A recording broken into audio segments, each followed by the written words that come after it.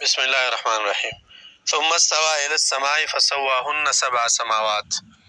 ہم یہ بات ذکر کر رہے تھے کہ اللہ تعالیٰ نے توحید کو ثابت کرنے کے لیے آیت نمبر 29 میں دلیل عقلی علوی کا ذکر کیا ہے، جس کا تعلق آسمان اور آسمانی فضا کے ساتھ ہے، اور اللہ تعالیٰ یہ بات ثابت کر رہے ہیں کہ آسمان کا خالق اللہ ہے، اور جب آسمان کا خالق اللہ ہے تو عبادت بھی صرف اور صرف اللہ کی کرنی چاہیے۔ اور پھر ہم نے کہا کہ اس کو آیت الصفات کہا جاتا ہے، کیونکہ اللہ تعالیٰ نے اس آیت میں اپنی ایک صفت ذکر کی ہے جو استواء علی العرش ہے، اور اس میں تھوڑا سا تفصیل ہم نے ذکر کیا۔ ثم استوى، پھر اللہ تعالیٰ نے ارادہ کیا ہے الی السماء، آسمان کی طرف۔ آسمان کی طرف کا معنی اس لیے کہا جاتا ہے کہ اس وقت آسمان اور زمین کی تخلیق نہیں کی گئی تھی۔ فسواهن سبع سماوات، تو اللہ تعالیٰ نے بنائے 7 آسمان برابر۔ سوا کا معنی ہوتا ہے کسی چیز کو ترتیب کے ساتھ لگانا، تو اللہ تعالیٰ نے آسمانوں کو ترتیب دی، اشارہ اس بات کی طرف کہ آسمان جس مادے سے بنا ہے وہ مادہ پہلے سے موجود تھا۔ فسواهن، تو اللہ تعالیٰ نے برابر کی 7 سماوات، 7 آسمان۔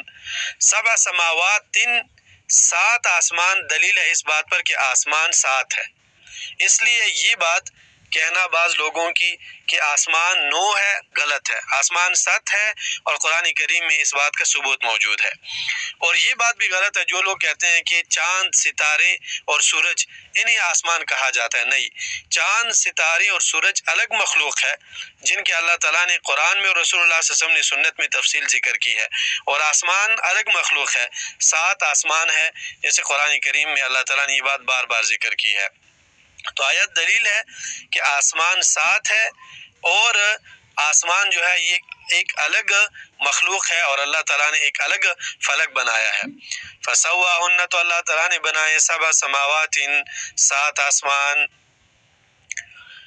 اور اس آیت میں ایک مسئلہ علماء نے ذکر کیا ہے اور جو کہ بہت ضروری ہے، وہ یہ ہے کہ اس آیت سے، سورہ بقرہ آیت نمبر 29 سے یہ بات معلوم ہوتی ہے کہ زمین کی تخلیق، زمین کی پیدائش آسمان کی پیدائش سے پہلے ہوئی ہے، جبکہ سورۃ نازعات میں اللہ تعالیٰ نے یہ بات ذکر کی ہے کہ آسمان کی پیدائش زمین کی پیدائش سے پہلے ہوئی ہے۔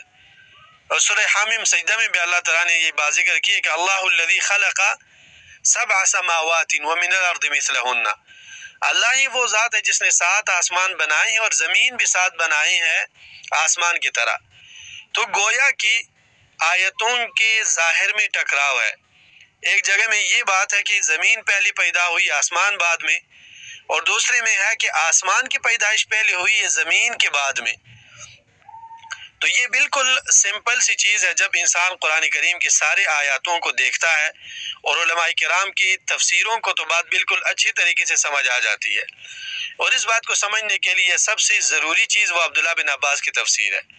عبداللہ بن عباس رضی اللہ عنہ فرماتے ہیں کہ زمین کی تخلیق آسمان کی تخلیق اور پیدائش سے پہلے ہوئی ہے۔ پہلے اللہ تعالیٰ نے زمین کو پیدا کیا، لیکن زمین کو ہموار نہیں کیا، زمین میں اللہ تعالیٰ نے پہاڑ اور درخت اور پانی یہ چیزیں نہیں رکھے تھے۔ زمین پیدا کی گئی، اس کے بعد پھر جو ہے آسمان کو بنایا گیا، اور اس کے بعد پھر جو ہے زمین کو برابر کیا گیا، اور یہی چیز اللہ نے سورہ نازعات میں ذکر کی، جیسے اللہ تعالیٰ سورہ نازعات میں فرماتے ہیں کہ وَالْأَرْضَ بَعْدَ ذَلِكَ دَحَاهَا، اللہ تعالیٰ نے آسمان کو بنانے کے بعد زمین کو ہموار کیا، اور زمین میں جتنے بھی چیزیں ہیں ان کو اللہ تعالیٰ نے اچھی طریقے سے لگایا ایک ترتیب اور تنظیم کے ساتھ۔ تو یہ عبداللہ بن عباس کی تفسیر، اور یہ اکثر مفسرین کی یہی تفسیر ہے۔ تو الحمدللہ قرآن کریم کی آیتوں میں ذرے کے برابر بھی ٹکراؤ نہیں ہے۔ تو سب سے پہلے اللہ تعالیٰ نے زمین کو پیدا کیا جیسے اس آیت میں ہے، اور زمین کو پیدا کرنے کے بعد پھر اللہ تعالیٰ نے جو ہے آسمان کی تخلیق کی، جیسے سورہ حامیم سجدہ میں ہے۔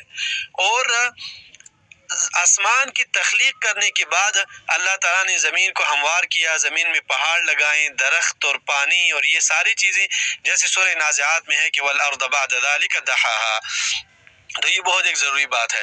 فَسَوَّاهُنَّ 7 سماوات، تو اللہ تعالیٰ نے برابر کی 7 سماوات، 7 آسمان۔